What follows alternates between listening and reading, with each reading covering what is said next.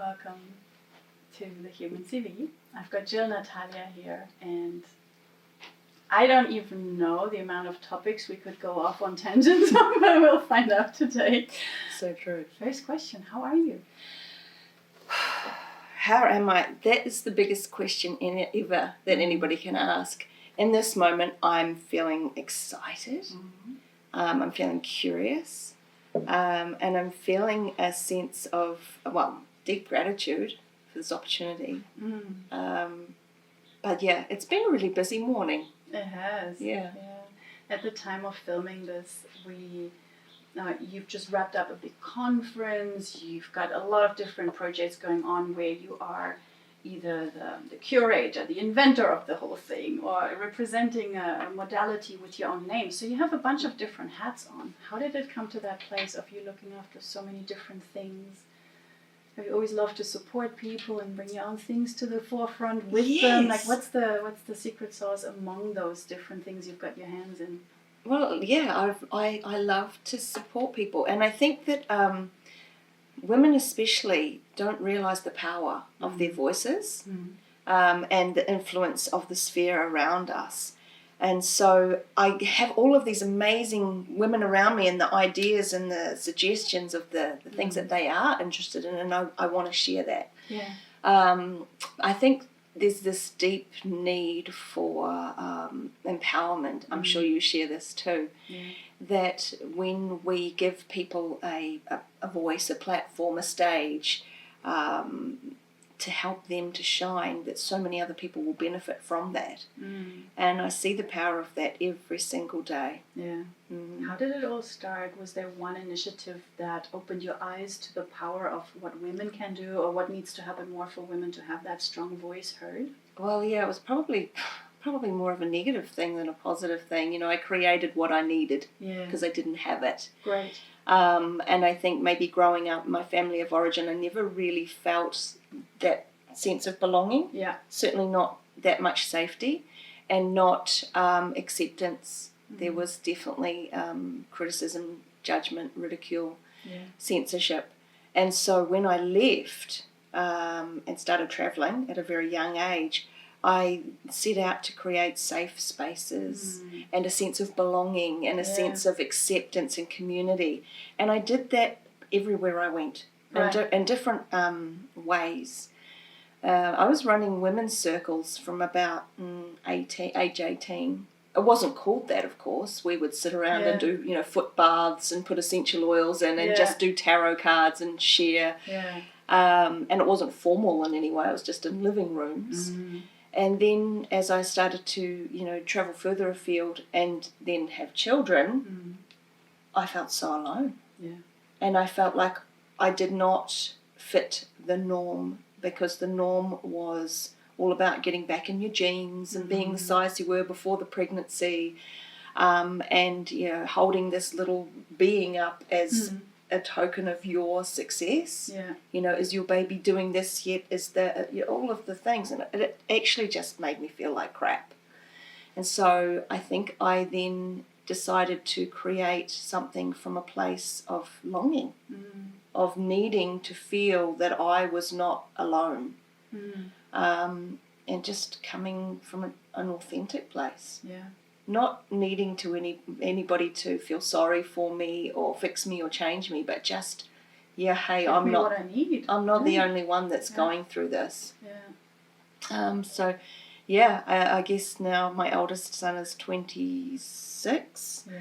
So it's been a while. Yeah. And it keeps evolving and growing. Yeah. And morphing, and the need now for these spaces, not just safe spaces, but spaces where women can feel heard, held, empowered, and the growth that can come from that. Yeah. Yeah.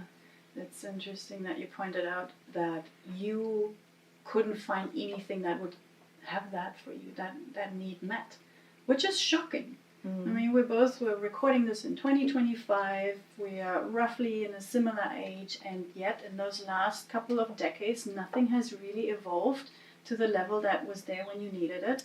And as a woman, you go through these different stages in life. So you need different needs met at different stages. And so too. these circles that you started, I mean, I'm trying to imagine you at the age of 18 realizing this isn't there, I'm going to start it, or later you realize that's what you started. When I started my professional journey that I'm currently doing, I was quite young and I have a young face. So I would always be not ridiculed, but tested. You know, like, you're so young. How can you run a woman's circle? That's what I imagine would have come towards you if you had started this at 18. You're not 18 now. So what has the 18-year-old Jill done that today's Jill already knows that's what people needed, and I'm still using that I knew as 18, you know? Maybe it's the familiarity of being in a living room together. You know, what is some of the essences you even touched upon when you were 18? You're like, this needs to happen to bring those spaces alive. Well, there's a few. So expectations or attachment to outcomes, that now has fallen away. But that's fairly recent. Like, I was managing people's expectations, and it's exhausting because, you know, people are going to take from this any experience.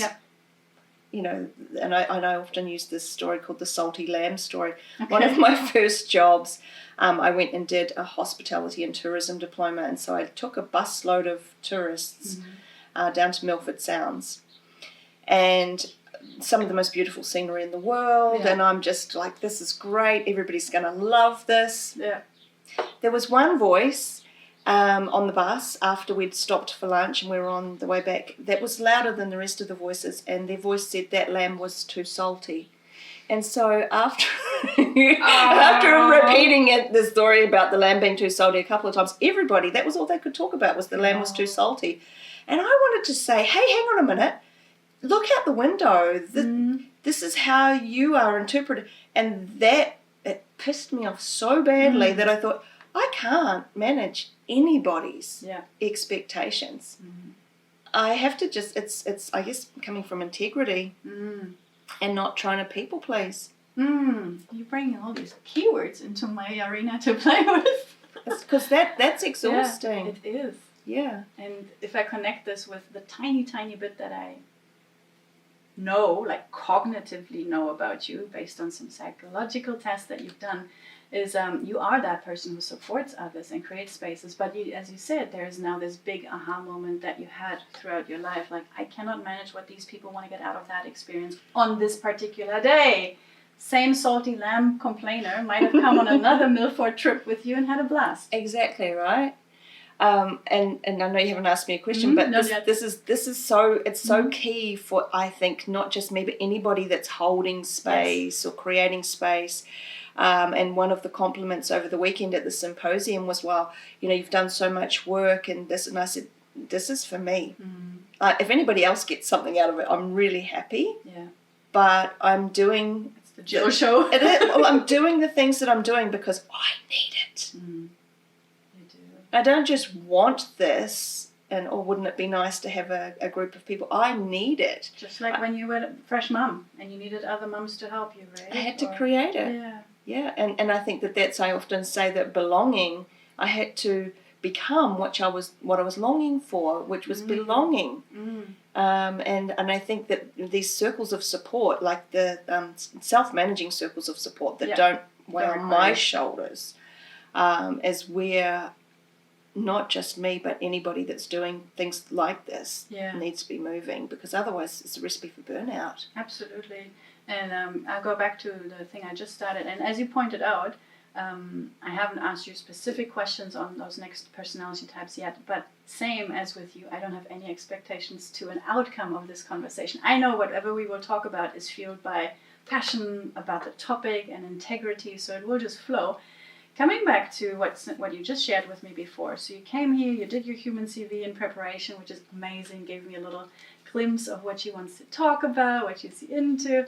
And your type, the 16 personalities type that you came up with as you did the test, is ESFJ, sometimes called the console, very caring, very loyal, socially skilled, and sometimes a people pleaser.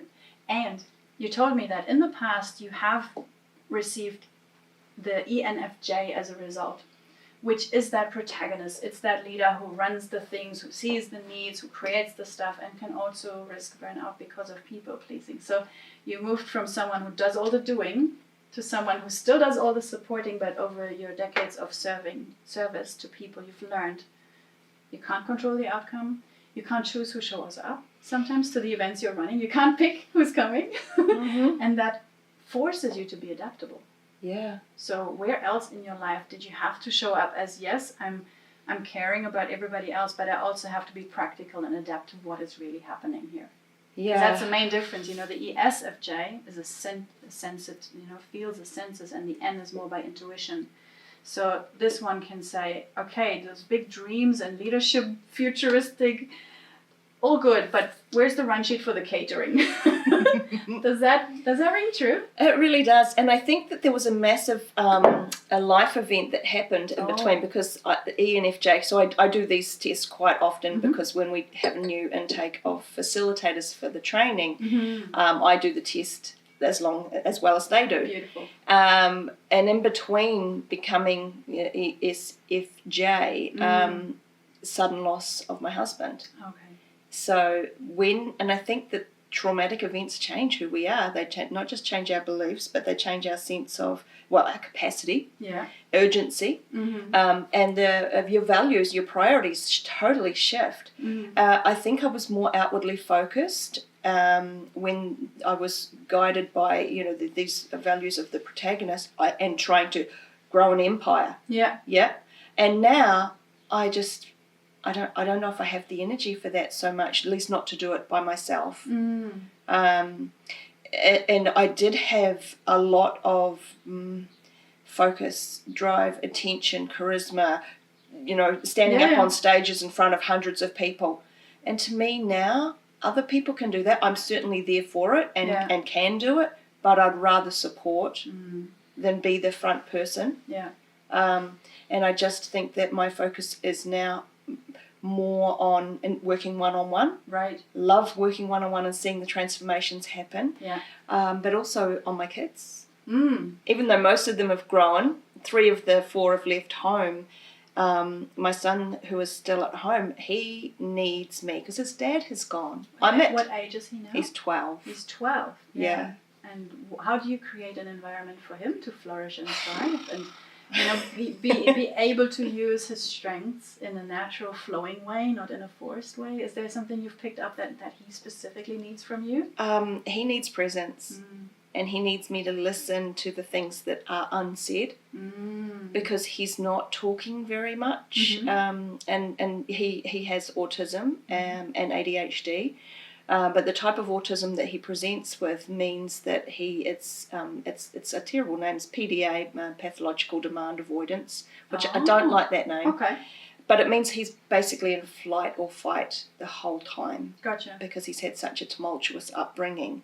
And then, of course, losing his dad suddenly 2.5 years ago, almost 3 years ago, he needs me now more than ever. And so creating a space where he can feel free to express himself in any way, which isn't always socially acceptable. That's true. What I want for him versus what he wants for himself and what he needs are kind of 2 different things. I would love him to go on play dates or hangouts and have friends and play sports and join clubs and do all these things.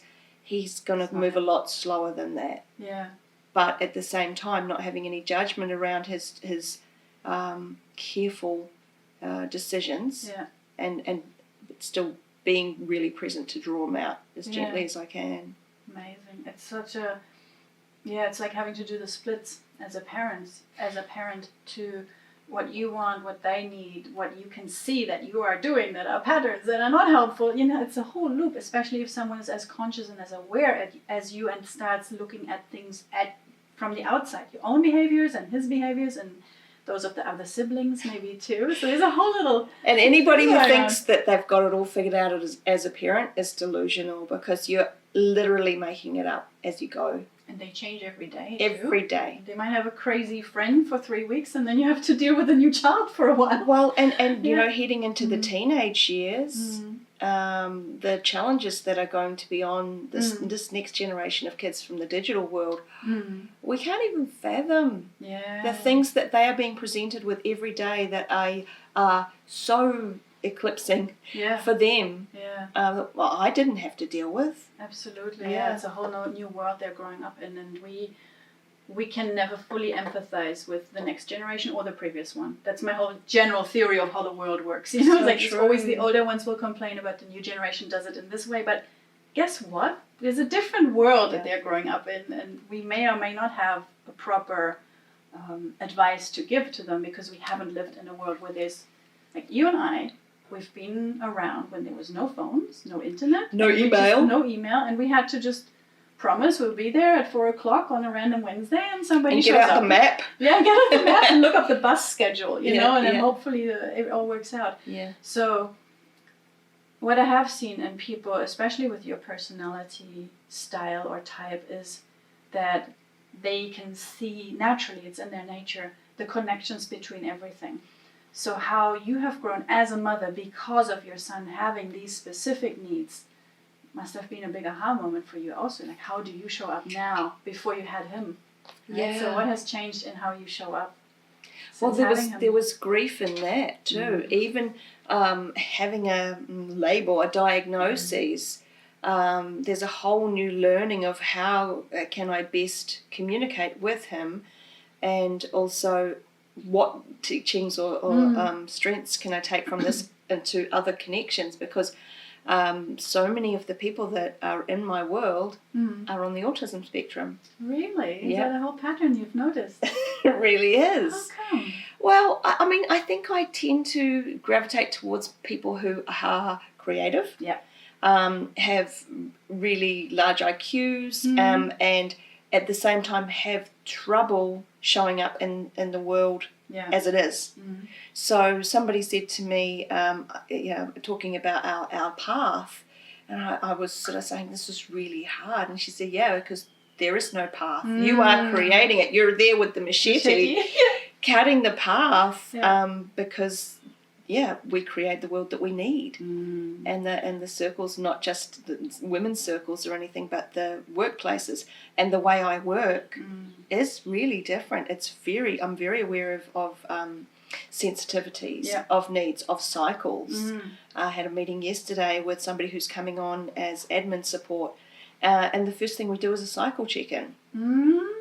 As in menstrual cycle? Where are you at right now? So that way we know, what is your energy level. Maybe you are feeling more intuitive, maybe you're feeling more like cold and you need warmth and you need some soup, or we won't talk about great big huge things because that can be so overwhelming. Let's just make a really short to-do list of something that feels fun and easy. Wow. Yeah. That is so respectful. I have not heard of many managers or hiring specific personalities who integrate even the menstrual cycle into their, not so much choosing whether to pick them or not, but just to have that grace around certain emotions at certain times. I think it pays off in the long run, because if we work in according to our cycle, then we are far more productive in 2 weeks of the month. And then the other 2 weeks of the month, we're more intuitive and we're planning and we're thinking about, how do we want to show up when we are on versus taking the time. Because otherwise, if you don't take the time will take you. Yes, so you're not going to have that then, more motivated time, because you'll be making up for the lost time. It's so true. It's like the sharpen the axe comment, If you have 7 hours to chop down a tree, you might spend 6 sharpening the saw. I think that's Stephen Pressfield. No, it's 7 Habits. Stephen Covey. That's him. Yeah, I remember. Wow, so many topics I could go off on tangents now.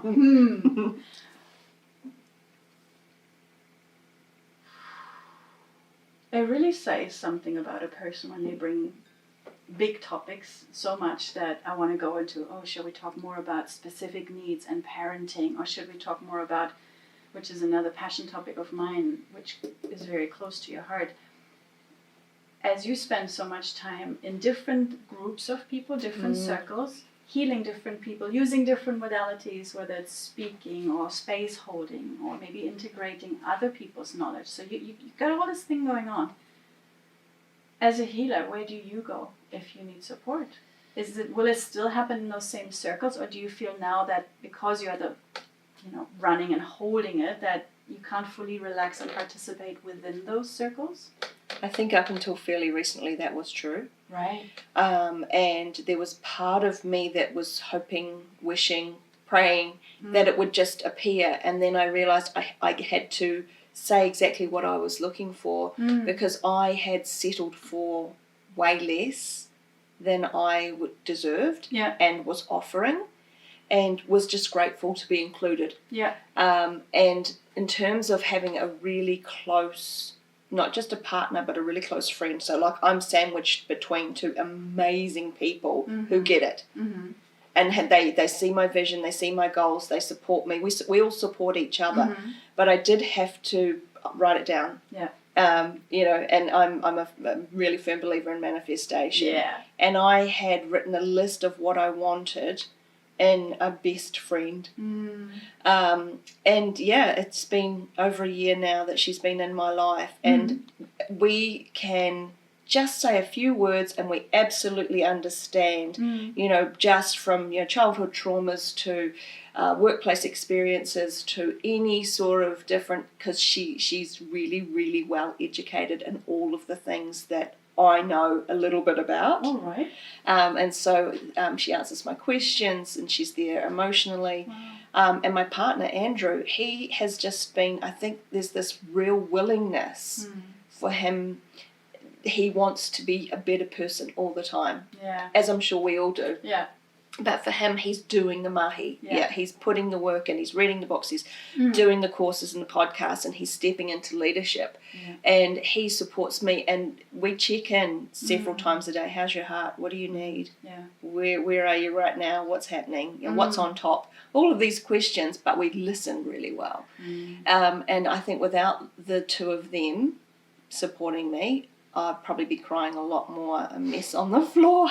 Oh, it's so good to have these people. Yeah. Right? Yeah, really valuable. And also I think after you've been going through so many different things in your life, you have everything you need within your power. 100%. Even if those two people would have left you or are leaving you, you will still be able to recreate. You have done it before. So many times. So what would you say to your younger self? Let's say, zoom it back 20 years. What is the most important thing that you know right now that I can also benefit from? And everybody who watches this says, well, even if I am either an overly giving leader or somebody who has recognized some boundaries need to be set and you still support people, but you have your team. But 20 years younger you, what would she need to know from the person you are today?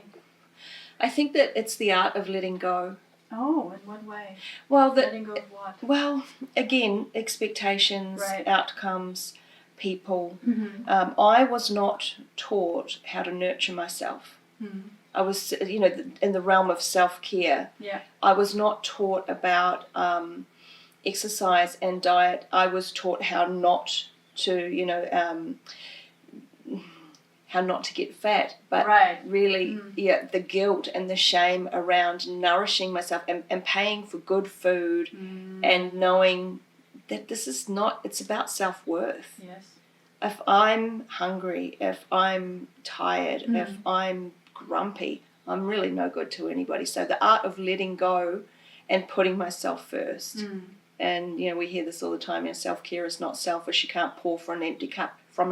So true. It's true. And it's not just a bubble bath, sometimes we need more than that. We need to be in line with our goals and our manifestation of the best friend list, We need to know those. And the permission that we need to give ourselves. And I give women permission all the time, just, take your time, speak up, say what you really think, put a boundary in place, say no. Yeah. And taking that advice as well and making sure that we're not overextending ourselves and disappointing people. Oh well. So what? There's 8 more billion out there, right?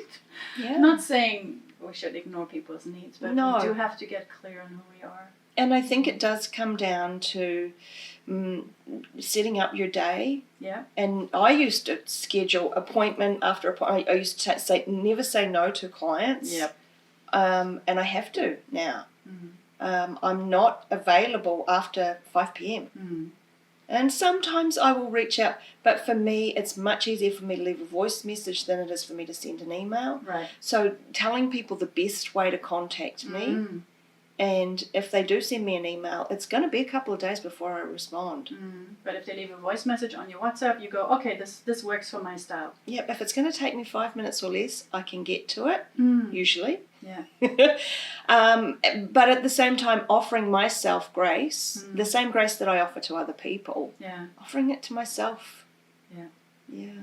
When you run those circles, especially for women, under the brand of Red Tint, people who watch this here are from all over the world. They may have not heard of Red Tint. Can you give a little summary first before we dive into some maybe beautiful client stories or guest stories? I'm not sure how you call participants. So Red Tent Aotearoa is birthed from Red Tent Australia, which I started in 2013. And that was after going to a red tent. And so there was a travelling red tent that was going to all of the major cities in Australia. And it was around the release of a documentary called Stories from the Red Tent, Things We Don't Talk About, which had come from America. Right. So the Red Tent movement is worldwide, and Gotcha. it stems from a book called The Red Tent by Anita Diamond. And it talks about, or it creates a space where women can just be. Okay. They can come in. It's not a networking space. It's not even really a self-help space. It's just a space to come in and be. No agenda, no outcome, no expectations. No, and we evolve into what is needed. So I listen very carefully to the things that are coming up during the cup of tea break where women are struggling or things that they're interested in. And it is carefully curated. Yeah, I was just going to ask you, from a facilitator's hat, how do you set up this? Yeah, I really love people to know what to expect in terms of times that we start, break times, cup of tea, when they can use the bathroom, how they can be comfortable. Yeah. But we let the conversation kind of unfold as needed. Beautiful. Each month we'll have a different topic or a theme.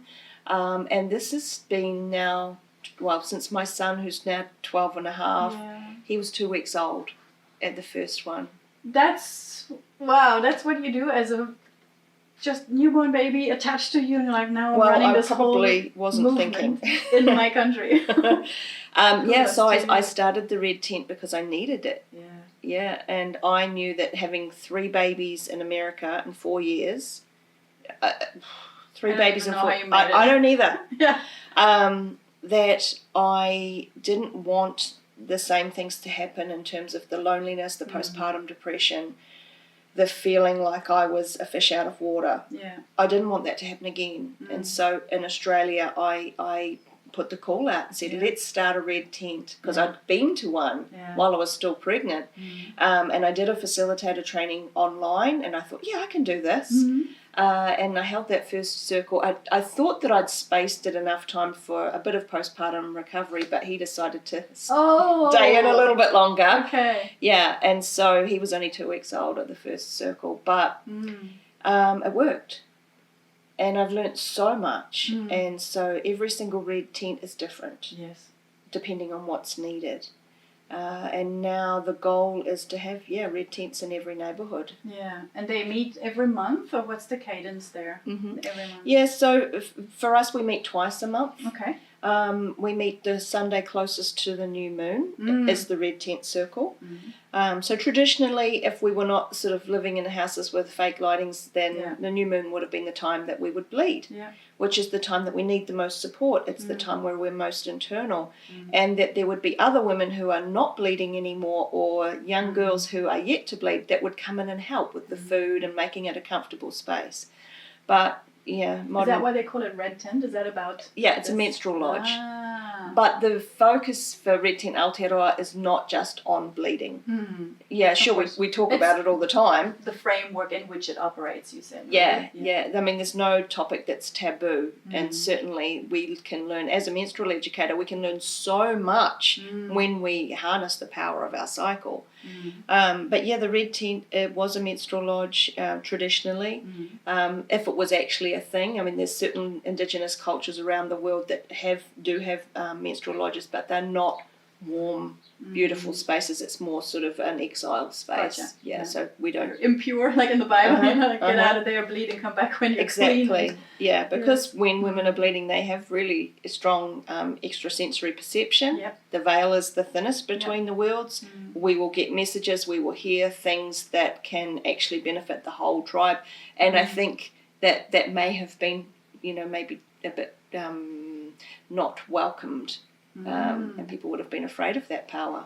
Absolutely, and I love that you're segueing into the topic that I personally love the most, and that's when business and professional and counseling, consulting, space holding, facilitation, all these let's call them left brain, even though that's a whole other myth in itself, but all these analytical, logical, rational, mathematically calculatable things measurable meet Shakti and start to dive into the unseen or the unplanned or the cosmic chaos, and we pull out our crystals and we have tarot cards and we wear stones and have things that are meaningful to us. Over the time that you've spent working with all these people in different groups, what have you noticed helps people to tap more, even if they are historically or with their upbringing or with their religion have been prevented from looking at beyond the veil? It's stuff. This is a great question. Isn't it? I think, 12 years ago when I started this, it was almost like we had to whisper, secret women's business, whatever you do, don't talk about this outside of the Red Tent. Stop the patriarchy. And it was made fun of, belittled, and sort of like, what are you doing? Sitting there bitching about your husband's up? No, not even close. This is not what we're doing here at all. And there was a lot of misunderstandings as to where we could look to resources.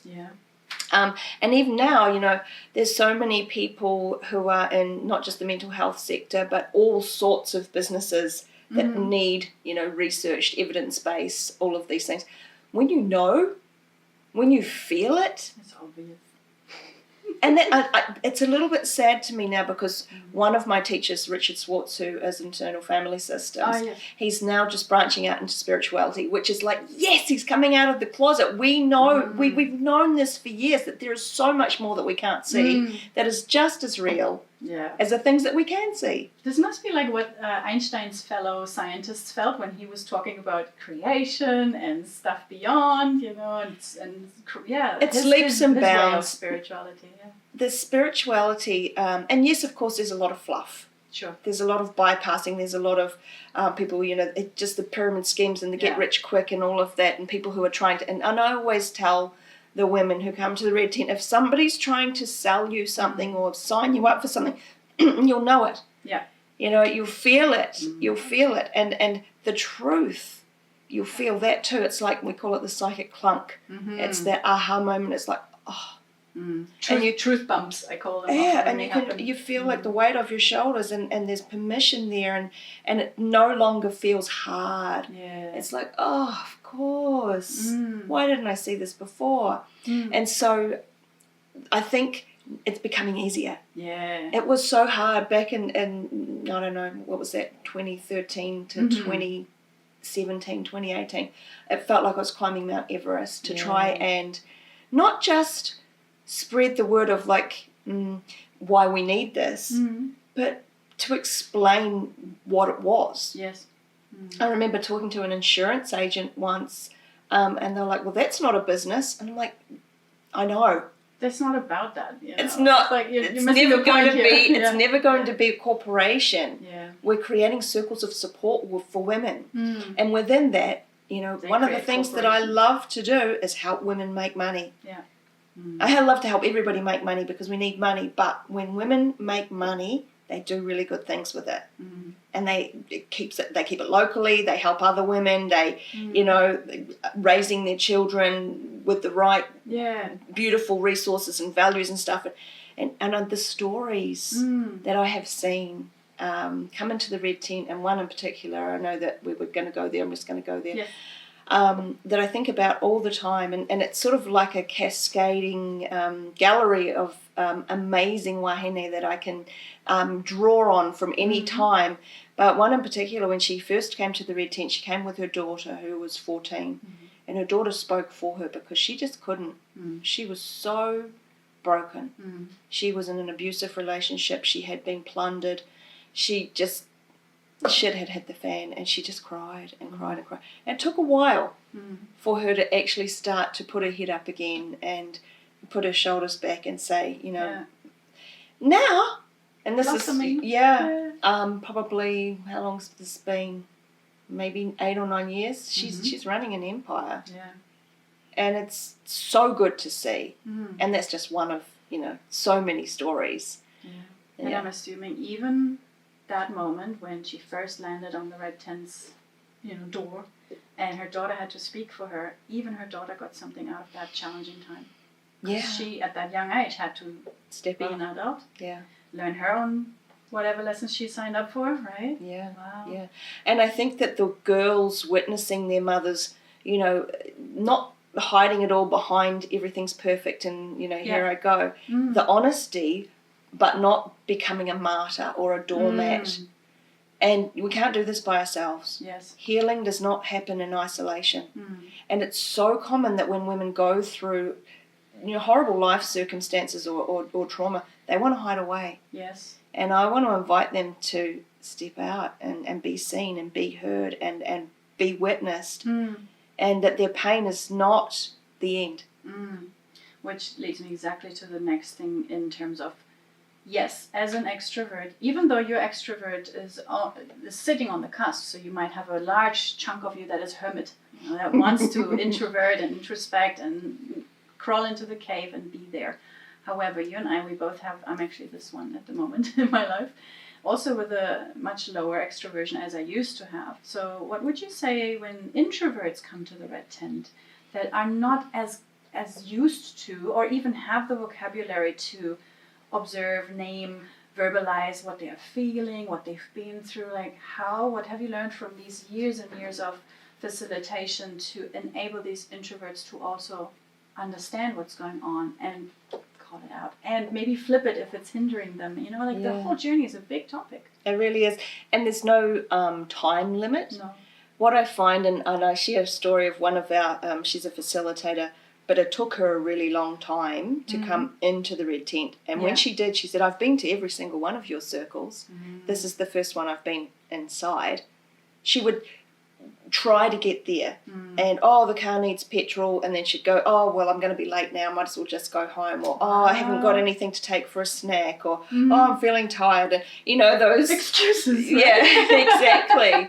And when it was little by little by little, and it's just sort of letting that be, not forcing anybody to speak or anybody to share vulnerable parts of themselves that they're not ready, willing or able to share. Because sometimes, you know, you see the talking sticks going around and it's coming to me, you hold it and you just forget, what's my name?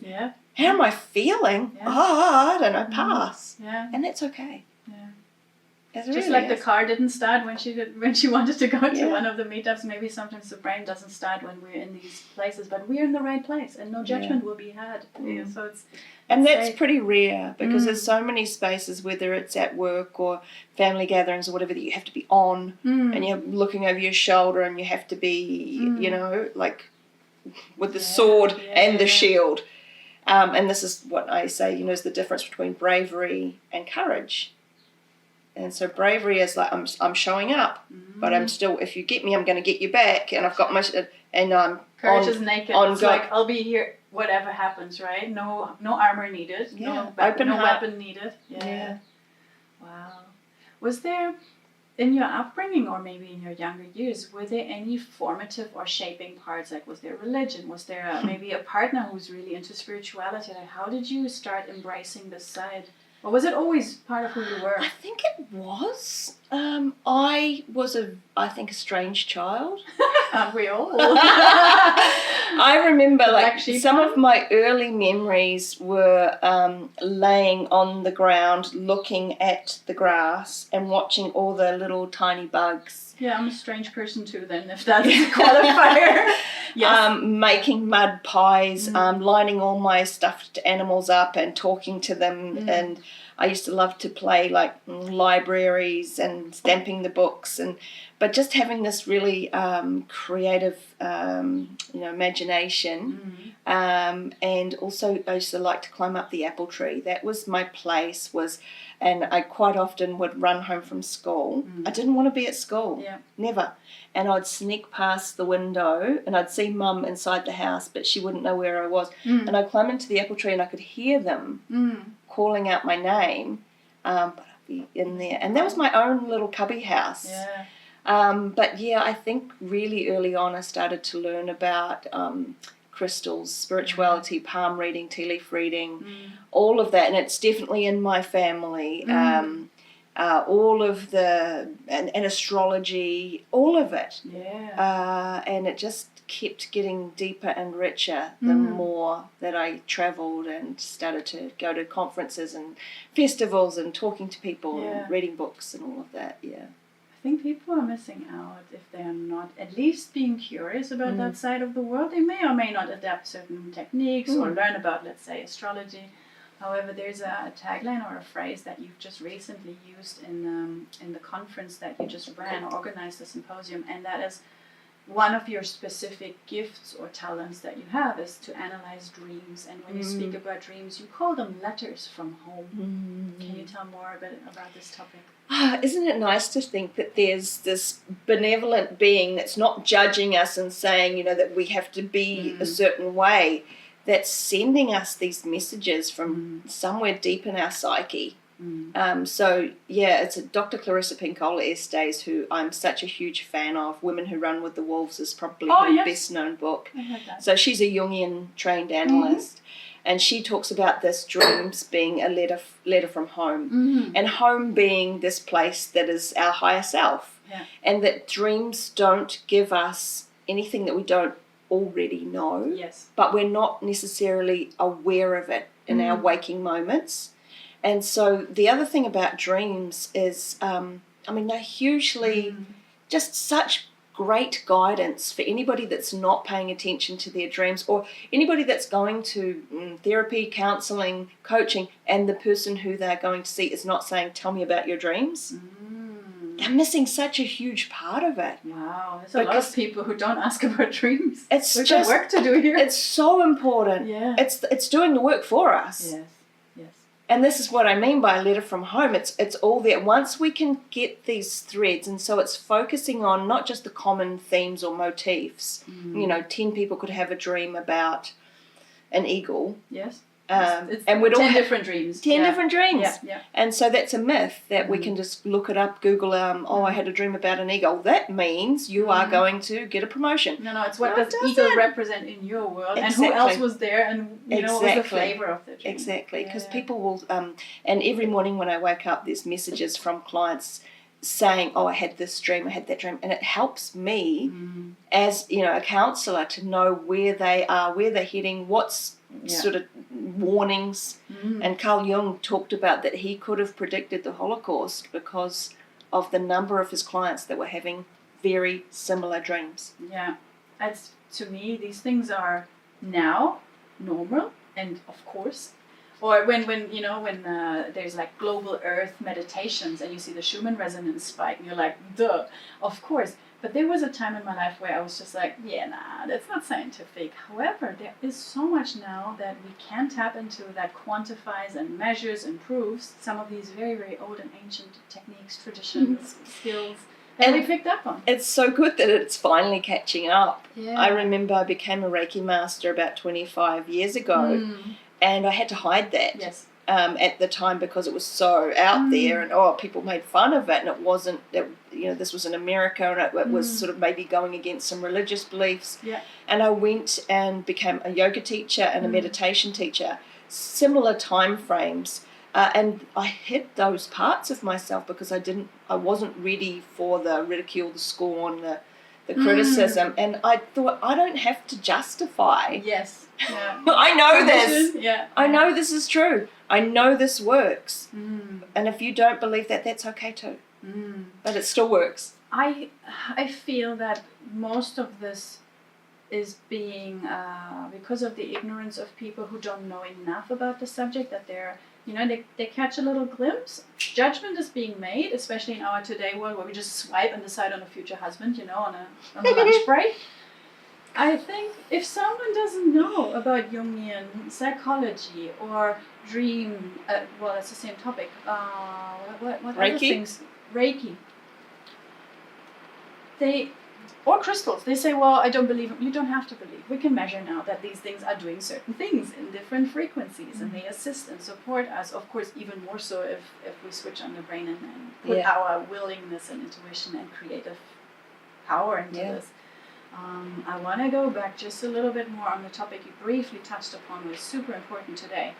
Women's circles, they come there, they can speak about any topic. You have a guiding theme, sure, that will lead the flavor of the day or the month or the fortnight or the month, as we should say.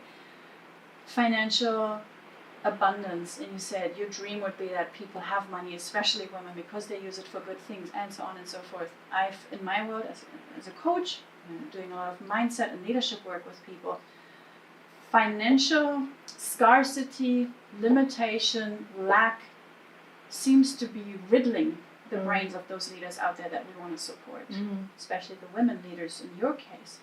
What have you learned is the most the best tool you've found so far to help people out of a scarcity mindset and tell them, hey, we're all creators, nature is abundant, you have one apple seed, it turns into 1,000 trees and they have 1,000 fruits.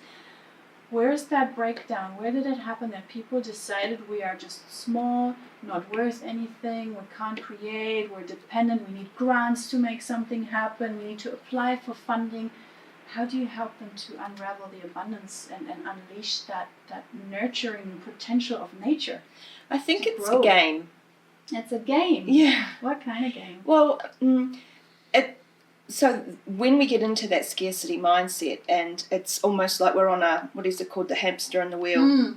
Rumination. What if this, rumination, what if this happens, what if this doesn't happen, what if that happens, what if I just switch it to even if. Yes. Yeah, and it's quite simple, and we're still going to be okay. Yeah. It's like, what we were just talking about with even if people leave, even if people die, even if this happens, we're still going to be okay. Because that does happen. It does. It has happened. Yeah.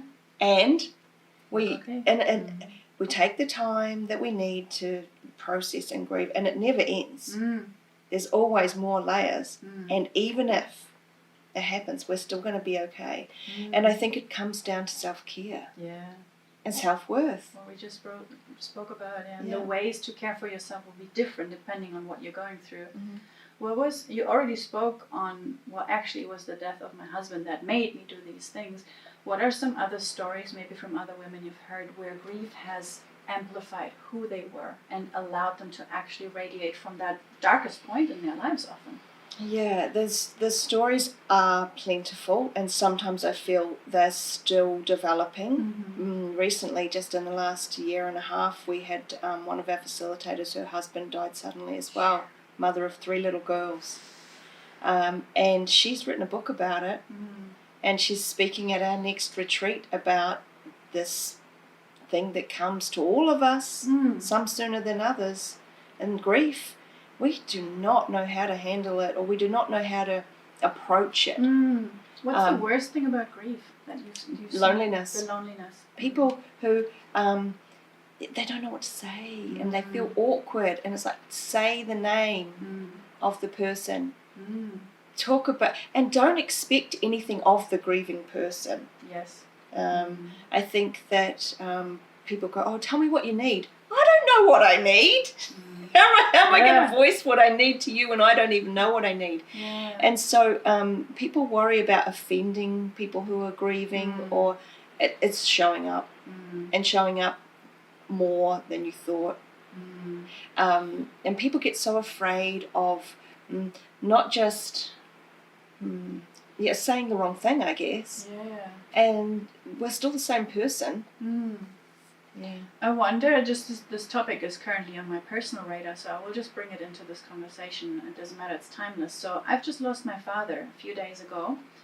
What do you say to people who, and the issue I'm getting at is the difference, the distance in location. So he was in Germany, passed away there, and what would you have learned of, I mean, the red tent and all the work you do as a counselor and space holder is usually in person, and you can support someone in the room or give them a physical hug. If I wanted to support members of my also grieving family that are a Skype call away, how do I allow them to process grief in their own way, have acceptance, have no expectations on the outcome, and still show up for them as warmly and supportive as possible? Have you got any little tricks for me? Yeah, really simple ones that you probably already thought about. Voice messages. Let them hear your voice.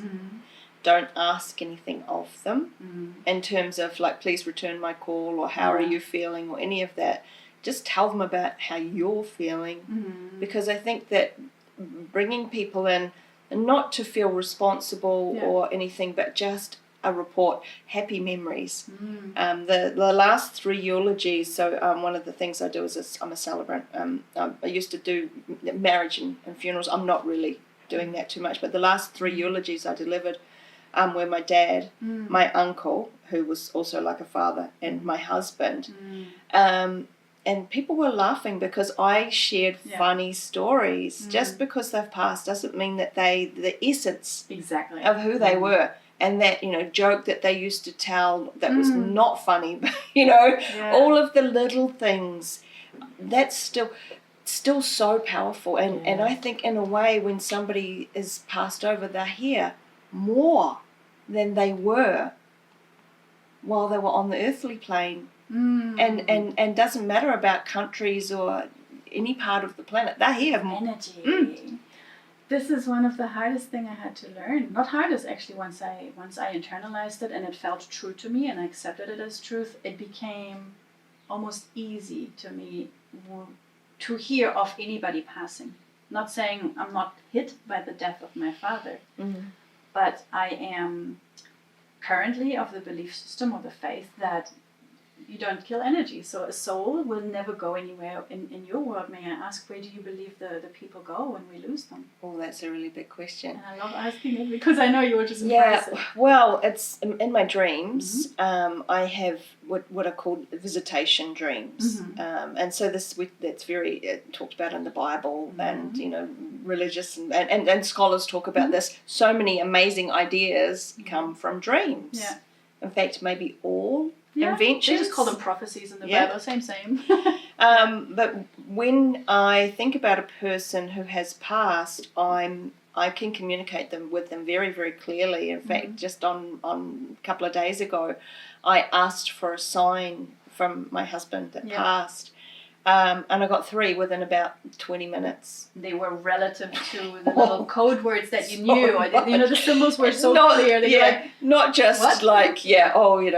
See something in the clouds or something that anybody could interpret. No, it was so specific. Yeah. And there was no doubt that, and it just made me laugh because he's here. Of course. They're all right here. And they're here in a way that this human body has so many limitations. We have to eat, we have to sleep, we have to work, all of those things. They don't have to do that anymore. Yeah. They're pure. It's the essence of them and the gifts that every single soul brings in. When this body's gone, they're amplified.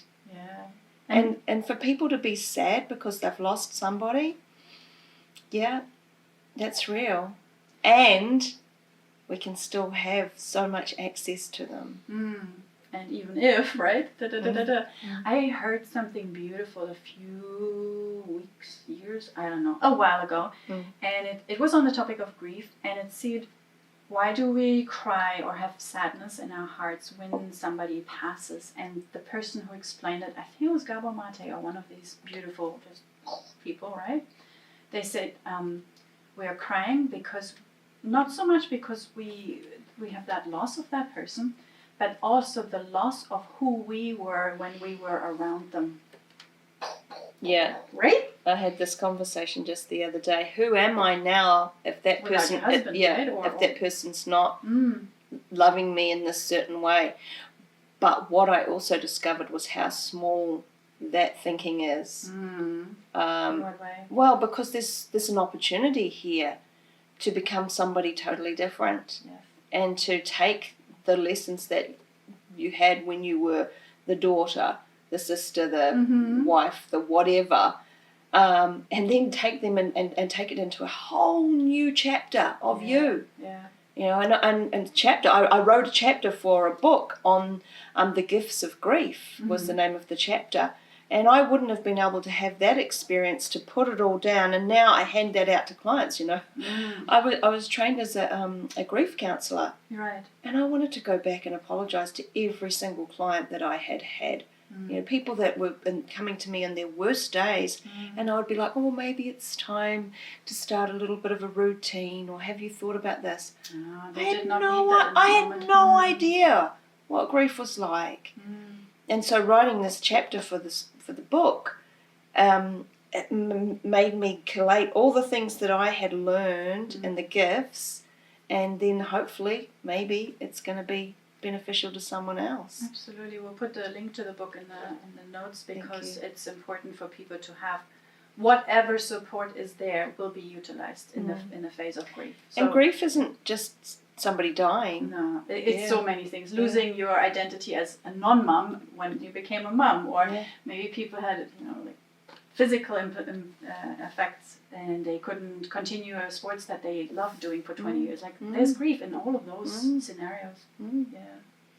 When you die, what do you wish people to say about you? Apart from all the fun stories, what would you like to leave behind, as in, this is Jill in her essence? Yeah, I thought about this the other day, actually. It's amazing that you are so intuitive to bring up these questions that were just on my mind. Because we had this symposium about Beyond the Veil and what is death.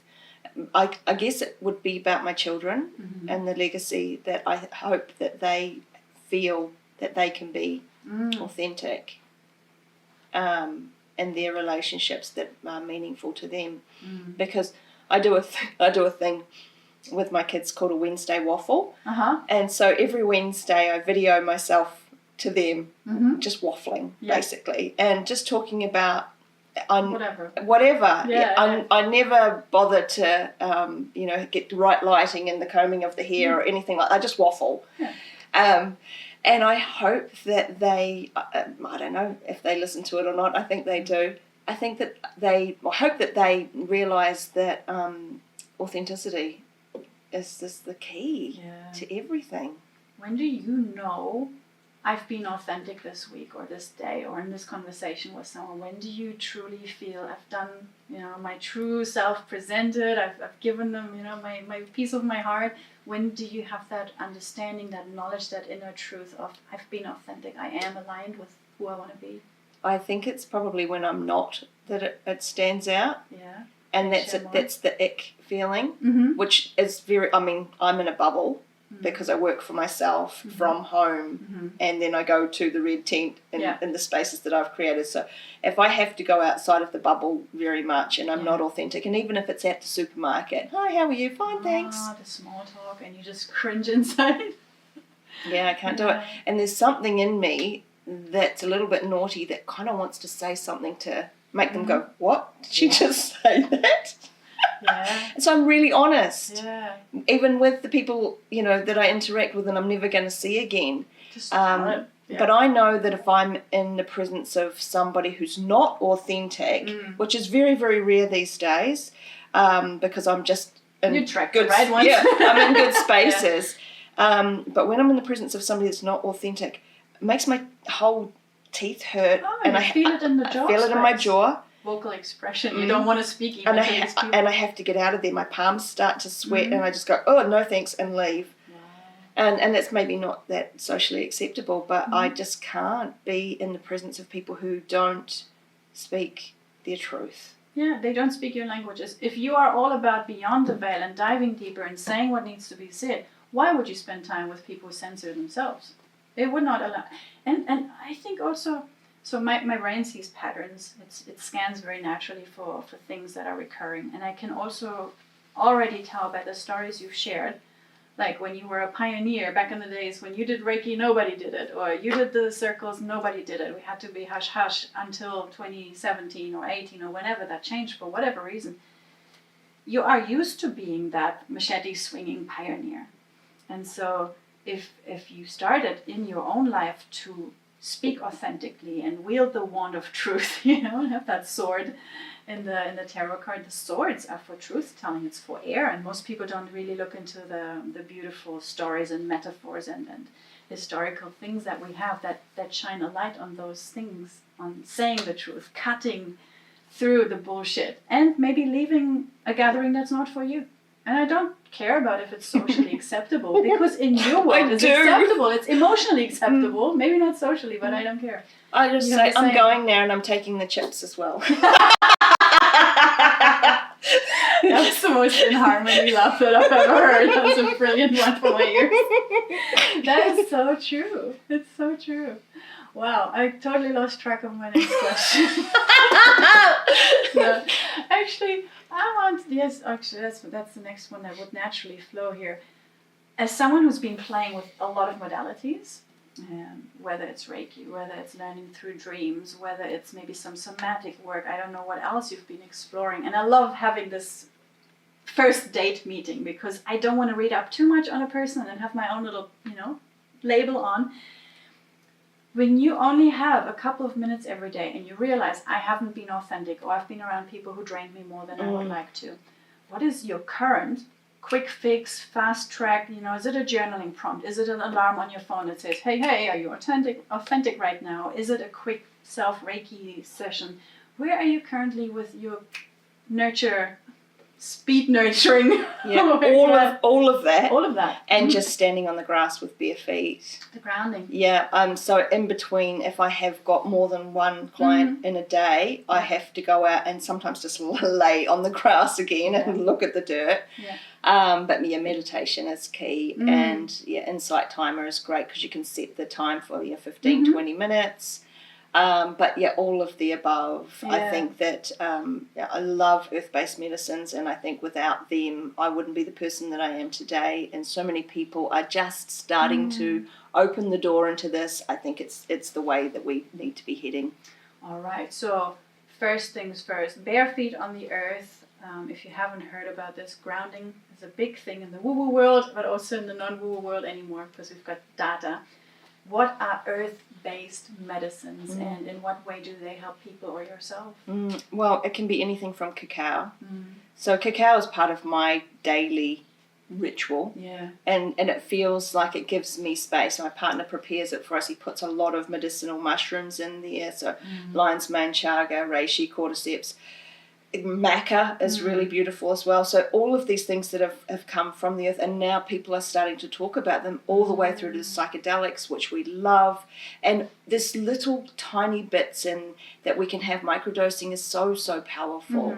And taking back our power, things that have not been spoken about, because I feel like maybe there's been fear around them. And so there is an underground swell. Movement, yeah. It's a movement to respectfully integrate these medicines.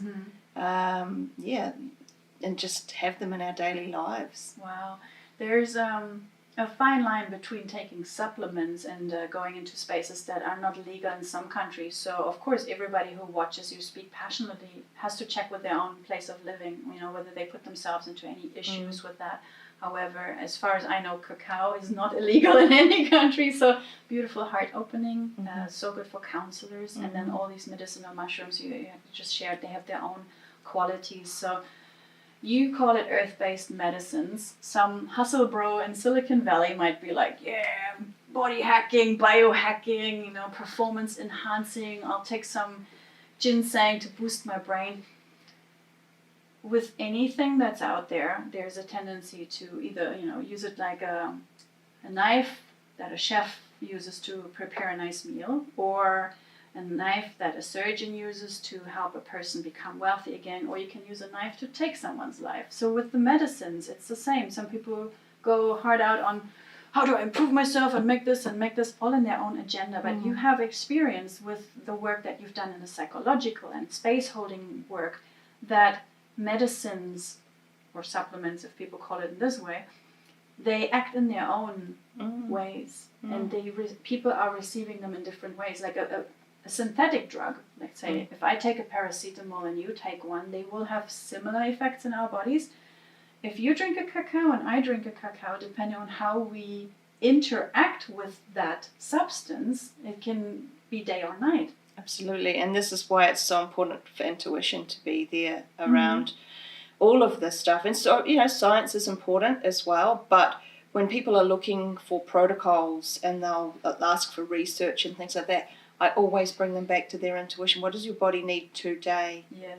And just because somebody says you need to do this, they don't know you. Yeah. You know you. Yeah. And coming back to the ebbs and flows of not just our cycle, but where we are emotionally, what we're processing, and I always say small hinges swing big doors. And what I mean by that is that you don't need anything that's requiring you to make a huge shift immediately. It's not going to be good for your nervous system. So slowly, carefully feeling into what does your body need today. And it may need 2 cups of cacao, or it might not need any cacao, or it might need a microdose on one day, or it might need some cannabis oil because your mind is so busy and just can't shut down. But we live in a culture of more is better, and it's not true. Not at all. Yeah, and except for love. More love and more connection would be a good thing.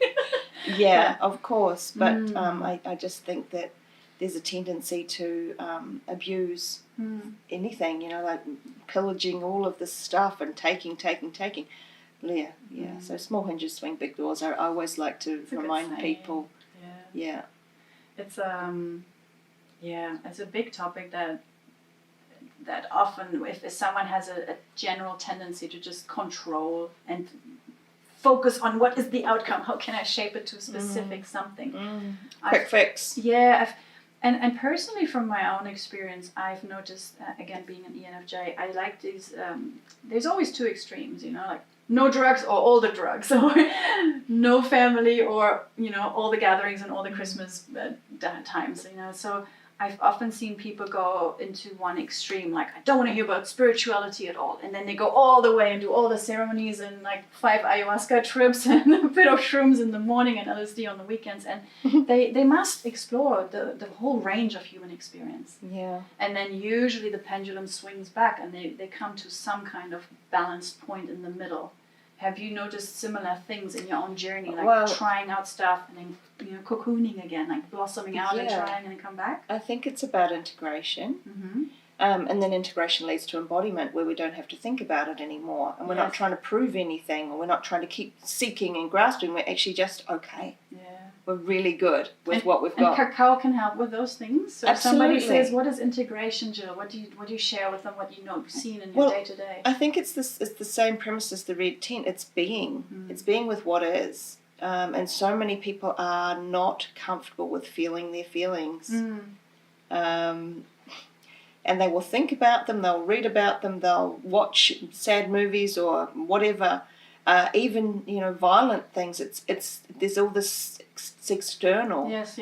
And so taking the time for integration to me means making very small, subtle progress of not frittering away and not rushing to the next thing. And now I've got to do a 14-step morning process or skincare process or exercising, and if I miss it, that's going to be terrible. No, it's not. Sitting with whatever comes up. And being okay with feeling your feelings, because I think there's like the whole biohacking thing. Everybody's trying to get it right all the time. So control focused, so micromanaging even my own, heartbeat and sleep rate or whatever the story is. It's true. Well, you and I, being having a female body, being in tune with intuition, checking our moon apps and our ways of doing our mahi as well, our work. What tip? Because if you work in this space and you're so in tune with those things, and then there might be some managers, and they're usually males, and then they say, but we don't have that. We are just, every morning 8 o'clock, we just go, and every night at 8 o'clock, we just collapse. Our bodies work in different ways. Have you maybe seen your equivalent in the male circle space, or some initiatives you would love to highlight that you came across that I've never heard of because I'm not a man and I'm not even in this field? So is there something you would love to highlight or shout out, or maybe spread the word about an initiative that you have seen where you really truly respect their philosophies and their upbringing? There's two things that are coming to mind. Number one is sacred commerce, which came into my life. It came into my life by accident because there's a chain of restaurants in California called Cafe Gratitude, vegan restaurants, and the founders of this chain of restaurants, I ordered one of their recipe books. I used to have a raw food cafe, and so I ordered one of the recipe books, and they threw in for free a book called Sacred Commerce, and it's Business as a Path of Awakening. And so it works around 4 concepts that every business that I've started, I have used these 4 concepts. Okay. And it's really around training staff or employees and co-workers to be clear and present. And the separation between home and work just kind of disappears. Now, of course, it takes a long time. It's not cost effective, but we know that if we are hiring staff, the time that it takes to find, hire, and then keep the staff. And so what they had found, because it's hospitality, high turnover of staff, and they were training new staff all the time, and they thought, what if we create a system where the people who are coming in to wait tables actually feel like they're a part of this? And so that sacred commerce principles, highly recommend. Everything I do is around sacred commerce. The other thing is for men is the Mankind Project. So Red Tent Australia was sort of like a sister organisation. Mankind Project is worldwide. It's really tried and true. There's so much accountability, and it's not me holding you accountable. It's me holding me accountable. And for men, I think that they, are doing the work now, very different circles to let's all sit around and talk about our feelings. They're not doing that kind of work. They're made appropriate, according to the generalized stereotype. I can't sing the Mankind Project's praises enough. That's such amazing mahi, and it's the New Warrior Project. These men are coming out as, protectors.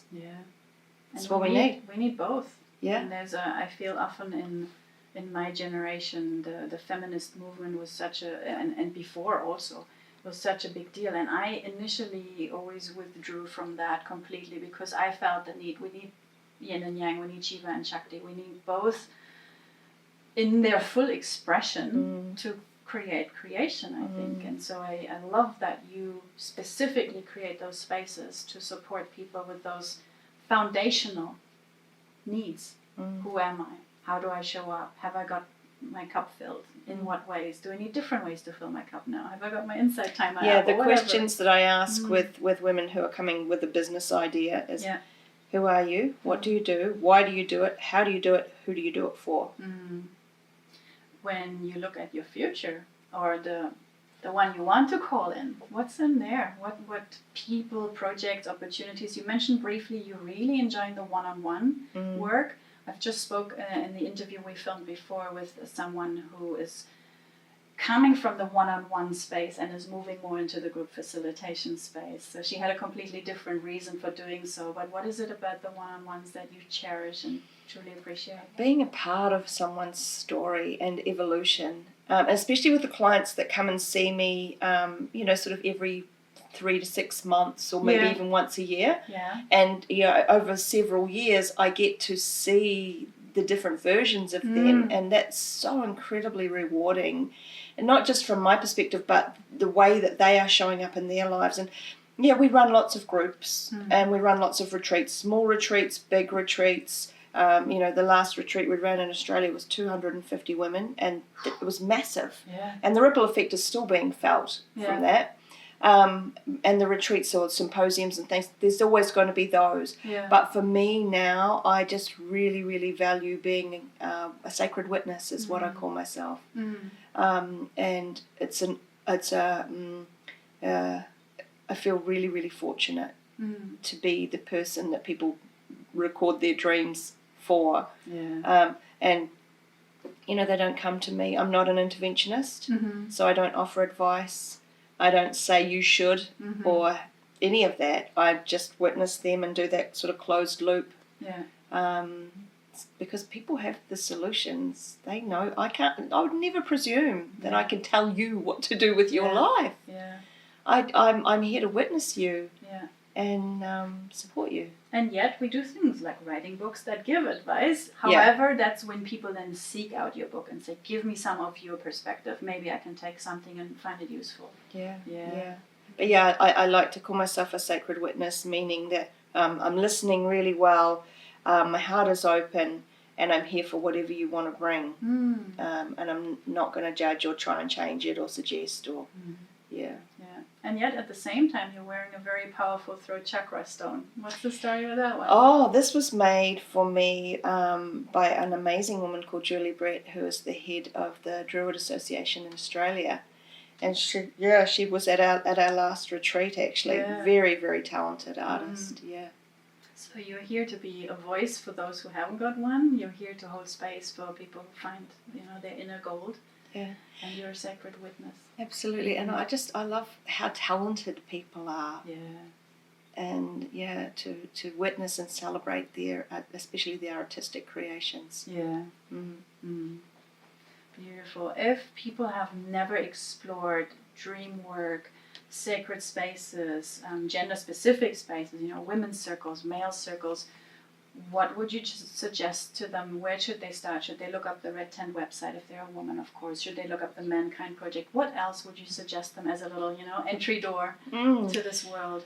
Well, depending on where they are, but come along to a Red Tent. And also reach out on the website if they're looking for support, if they're looking for someone to listen. Yeah. And I think maybe just Googling... Always the 16 personalities will tell us more about ourselves, but and trusting what is meant for you is not going to pass you by, and it's coming to you in more abundance than you can ever imagine. So true. Not in your time, in the universe's time, and it's when we let go or when we sort of trust and surrender, that's when it just comes in our path and we get all the signs. I think that we are still trying to control everything. Yeah. That's so true. And when you said not in your time, it doesn't mean it doesn't come true in my lifetime. It will not be true on my terms. It will come at, not like today. At when 7 p.m. knows Jen is ready, then I'll give her the next thing. Yeah. So true. One little question before we wrap up. I keep asking most of my guests now. There's a 30-day challenge. Imagine you had to do something for 30 minutes every day. Not you had to do. You get to do it for 30 minutes every day for 30 days. And it could bring you closer to a physical or a mental goal, whatever. Learning a language, journaling, meditation, physical exercise. What would be your thing that would definitely really propel your growth, make a notch, on your achievements that you want for your mental or physical health? Singing. Singing? Yeah. Ooh, a specific type of music or songs? I want to learn how to harmonise with my partner. He's got an amazing voice. Right. And he's a trained singer. Wow. So he was choir boy and sang in cathedrals and has great voice. And I want to learn. Oh, I'm losing my voice. It's literally a topic, I want to learn how to harmonise with him. Wow. And I love that word, harmonise. Yeah. And we just harmonized our laughter earlier. We had some serious overlay going on. So, wow, you and your fiancé, because there's a wedding coming up as well, you'll be singing together soon, like lovebirds, tweeting. I'm the backup vocals. You can be backup dancer for him. But we've just recently made drums as well, so singing and drumming, definitely. 30 days, I could do that. We are going to do it, Amazing. Yeah. Well, maybe you come back after 30 days and I'll hear your voice on the show. Thank you so much for making time and making space and sharing vulnerably and just being fully present. You're awesome. Love it. Thank you. Thank you. Oh my God, I love you. She's great. Like, you're just so good. It's my mahi that I love doing, eh? So what do you get out of this? What I get out of this? Well, the I love yous and you're so good. I mean, this is a whole lot of cup filling here. I get to work with my man, which is a lovely treat. So, but what's the goal? Like, what do you want to do with this?